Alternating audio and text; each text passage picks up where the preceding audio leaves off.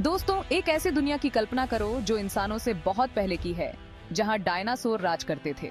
लाखों साल तक ये विशालकाय जीव पृथ्वी पर राज करते रहे, लेकिन आखिरकार उनका शासन समाप्त हो गया और नए जीवन को उभरने का मौका मिला।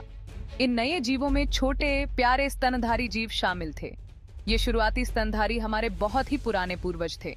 वो डायनासोर के साए में रहते थे और जिंदा रहने के लिए लगातार खुद को बदलते रहते थे। लाखों सालों में ये स्तनधारी जीव विकसित हुए और अलग अलग तरह के बन गए। अलग अलग समूहों ने अलग अलग वातावरण में पनपने के लिए अनोखे गुण विकसित किए। इसी निरंतर बदलाव ने प्राइमेट्स यानी हमारे करीबी रिश्तेदारों के उद्भव का मार्ग प्रशस्त किया। लगभग 40 लाख साल पहले अफ्रीका में एक नए तरह के प्राइमेट का उदय हुआ, ऑस्ट्रेलोपिथेकस। यह समूह इंसान बनने की दिशा में एक महत्वपूर्ण कदम था। उनमें अभी भी कई बंदर जैसे लक्षण थे, लेकिन कुछ खास अंतरों ने उन्हें अलग कर दिया। ऑस्ट्रेलोपिथेकस पहले होमिनिन थे, एक ऐसा समूह जिसमें आधुनिक मनुष्य और हमारे सभी विलुप्त द्विपाद पूर्वज शामिल हैं। इसका मतलब है कि वे 2 पैरों पर सीधे चलते थे, जो हमारे वंश की एक खास पहचान है। 2 पैरों पर चलने से उनके हाथ खाली हो गए, जिससे वे भोजन, औजार और अंततः अपने बच्चों को ले जाने लगे। हालांकि उनके दिमाग अभी भी अपेक्षाकृत छोटे थे, ऑस्ट्रेलोपिथेकस ने उल्लेखनीय रूप से बदलने की क्षमता दिखाई। ऑस्ट्रेलोपिथेकस की विभिन्न प्रजातियों में एक सबसे अलग दिखाई देती है, ऑस्ट्रेलोपिथेकस अफारेंसिस, जिसे जीवाश्म लूसी से जाना जाता है। लगभग 25 लाख साल पहले मानव विकास में एक नया अध्याय शुरू हुआ होमो हैबिलिस के साथ, जिसका अर्थ है हैंडीमैन, यानी हाथ से काम करने वाला मनुष्य। इस प्रजाति ने संज्ञानात्मक क्षमताओं और तकनीकी प्रगति में एक महत्वपूर्ण छलांग लगाई। होमो हैबिलिस ने पत्थर के औजार बनाने और उनका उपयोग करने वाले पहले होमिनिन होने के कारण अपना नाम कमाया।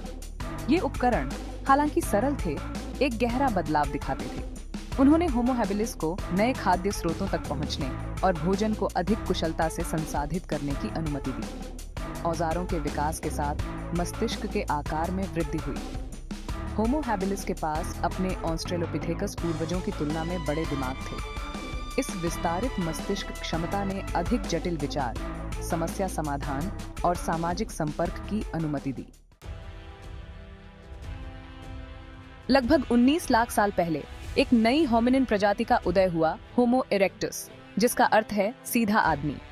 इस प्रजाति ने मानव विकास पर एक अमिट छाप छोड़ी, जो अफ्रीका से बाहर निकलने और नए महाद्वीपों का उपनिवेश बनाने वाली पहली प्रजाति बनी। होमो इरेक्टस के पास होमो हैबिलिस की तुलना में काफी बड़ा मस्तिष्क था और आधुनिक मनुष्यों के समान शरीर था। उन्होंने सीधे चलने की कला में महारत हासिल कर ली, जिससे वे बड़ी दूरी तय कर सके और विविध वातावरण के अनुकूल हो सके। अफ्रीका से यह प्रवास मानव इतिहास में एक महत्वपूर्ण मोड़ था।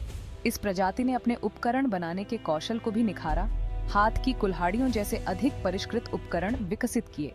इसके अलावा होमो इरेक्टस ने आग को नियंत्रित करना सीखा, एक महत्वपूर्ण प्रगति जिसने गर्मी, सुरक्षा और भोजन पकाने की क्षमता प्रदान की।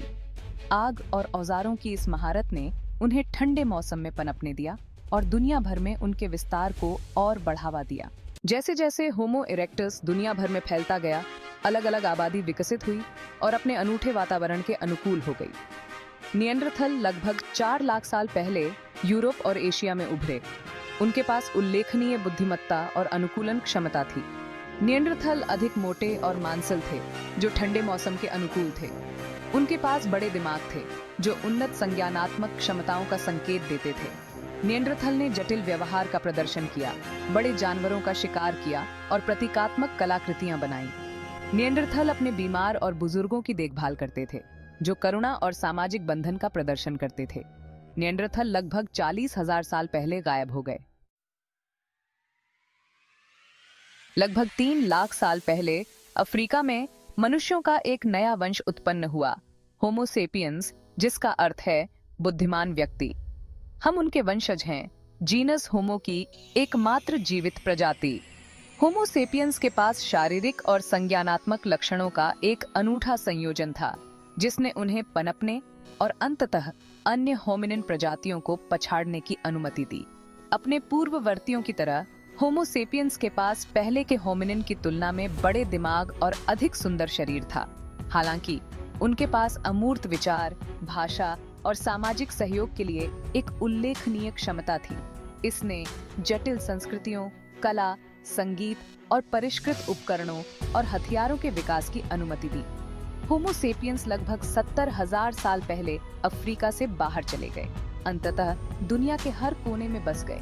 हालांकि होमो सेपियंस की उन्नत संज्ञानात्मक क्षमताओं और अनुकूलन क्षमता ने अंततः उन्हें अन्य होमिनिन प्रजातियों को पछाड़ने की अनुमति दी, जिससे उनका विलुप्त हो गया।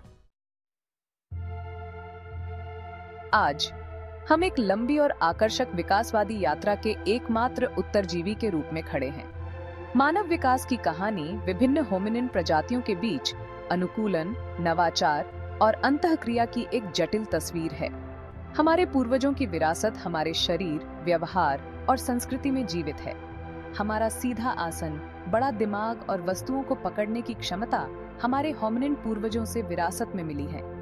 उनकी विरासत भाषा, कला और संगीत के हमारे उपयोग में स्पष्ट है। हमारी आज की चुनौतियां हमारे विकासवादी अतीत से जुड़ी हो सकती हैं। अपने विकासवादी इतिहास को समझना महत्वपूर्ण है। अगर आपको यह वीडियो पसंद आया हो तो कृपया लाइक करें, सब्सक्राइब करें और नोटिफिकेशन बेल को हिट करें ताकि आप हमारे अगले वीडियो को मिस न करें। धन्यवाद।